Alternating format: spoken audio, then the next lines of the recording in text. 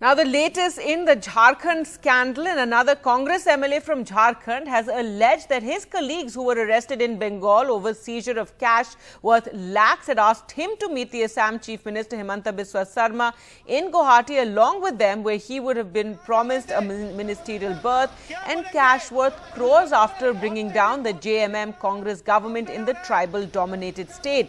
The legislator from Barmo, Kumar Jaimangal Singh, addressed the complaint letter to the Agora police station in Ranchi.